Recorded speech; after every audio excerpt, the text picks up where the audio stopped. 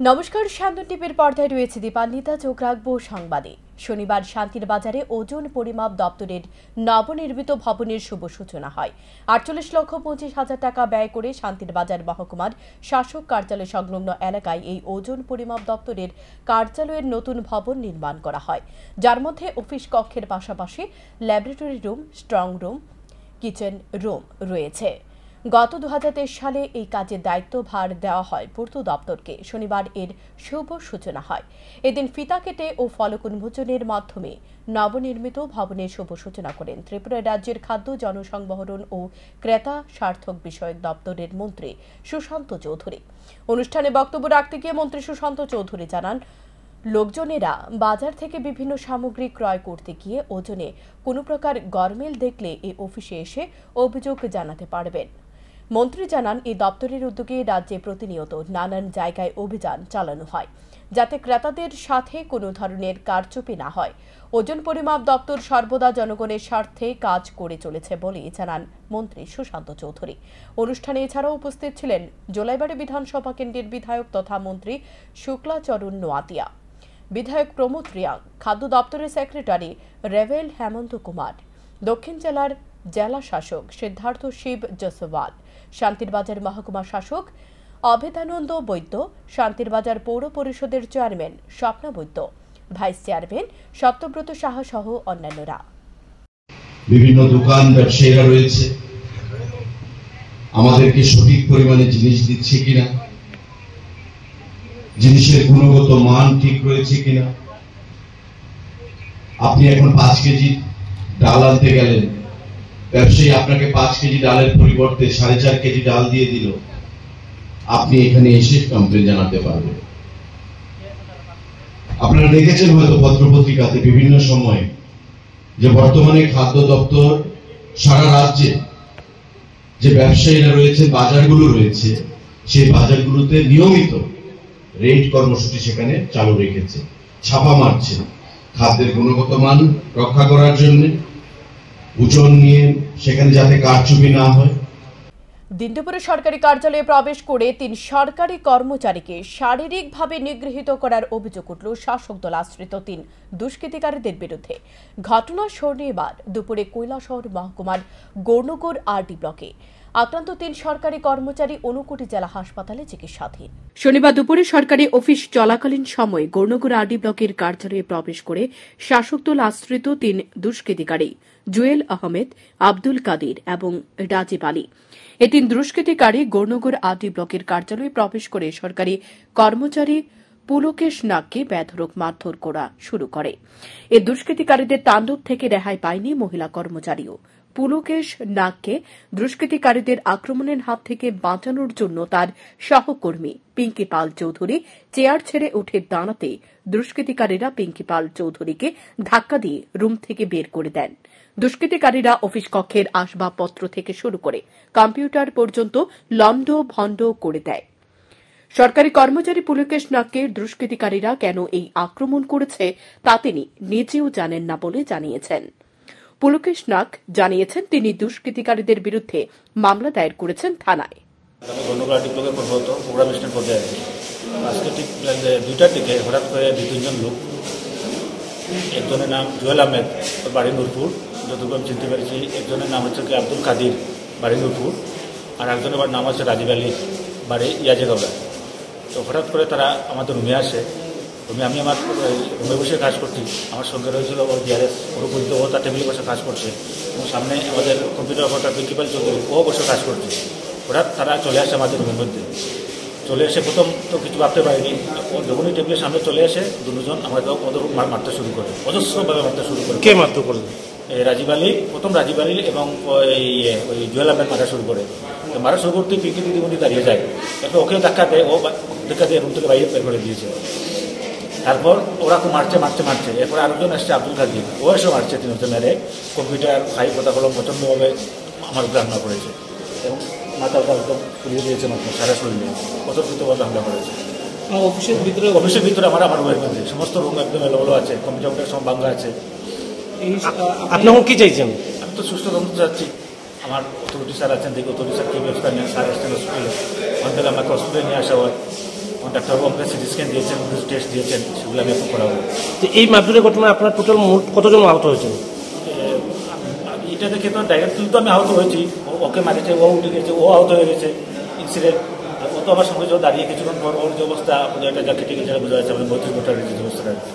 এদিকে মণ্ডল সভাপতি সিদ্ধার্থ দত্ত জানিয়েছেন, সরকারি অফিস চলাকালীন সময় সরকারি অফিসে প্রবেশ করে সরকারি কর্মচারীদের মারধর এবং অফিসের সামগ্রী ভাঙচুর করার বিষয়টাকে ভারতীয় জনতা পার্টি কোনোভাবে সমর্থন করে না। তিনি এ বিষয়ে যাবতীয় তথ্য জানার চেষ্টা করবেন।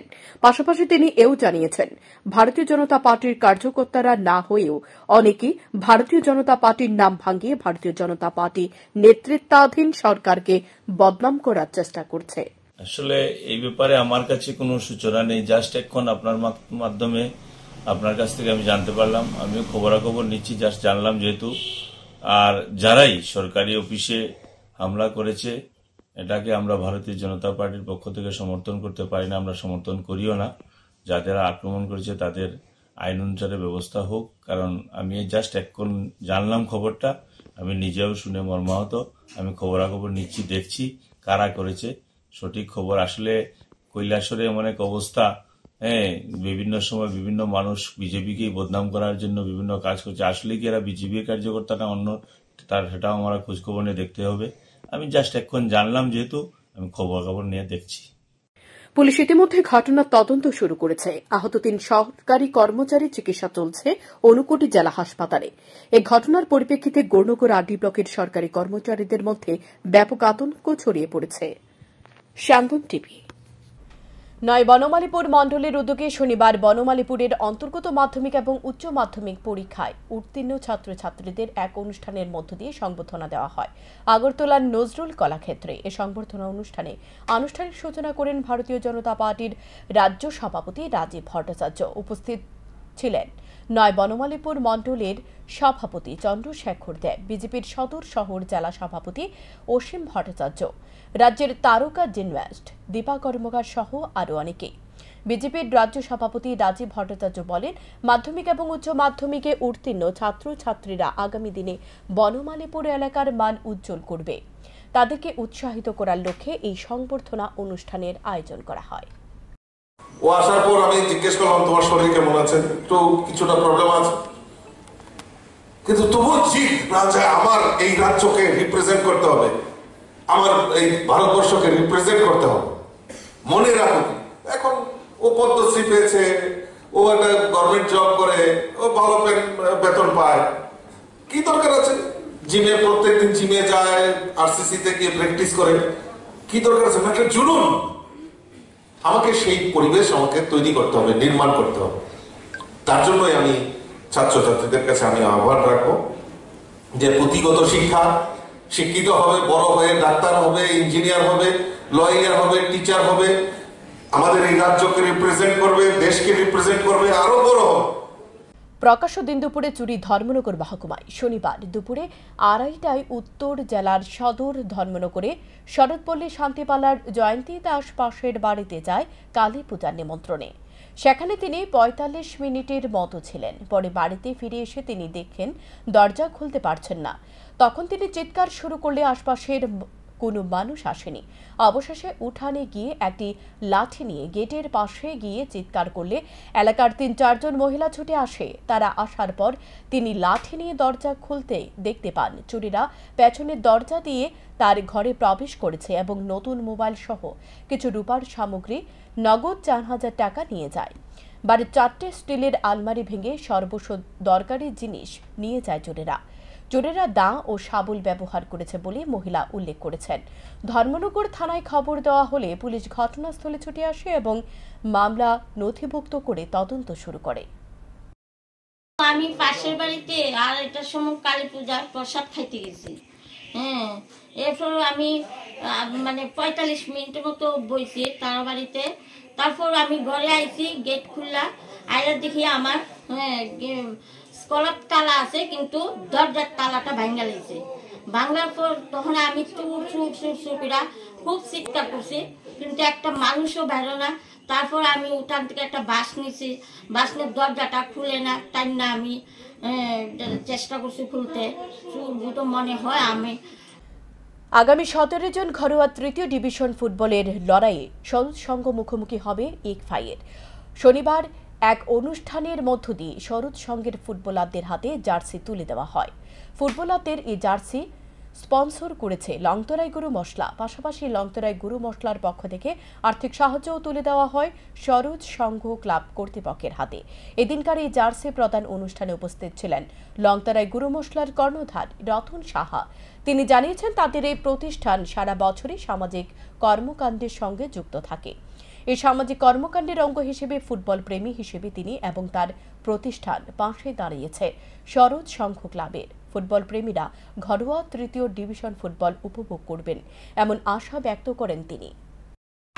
আজকে এই সরোজ সংঘ ক্লাবের প্রাঙ্গণে সি ডিভিশন ফুটবল ম্যাচের যে শুভারম্ভ হতে যাচ্ছে 17 তারিখ 17/6/2024, তারই অঙ্গ হিসাবে আজকে এই প্রেসের মিডিয়ার বন্ধুদের এখানে আহ্বান করা হয়েছে।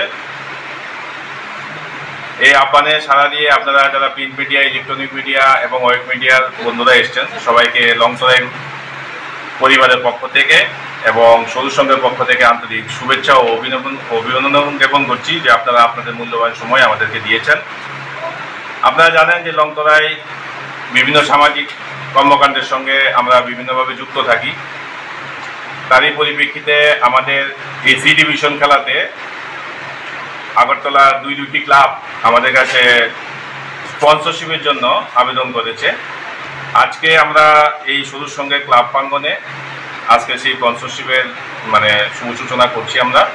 এবং যে 17 তারিখ যে খেলা হবে সরোজ সংঘ বনাম ইকফাই অনুষ্ঠিত হবে।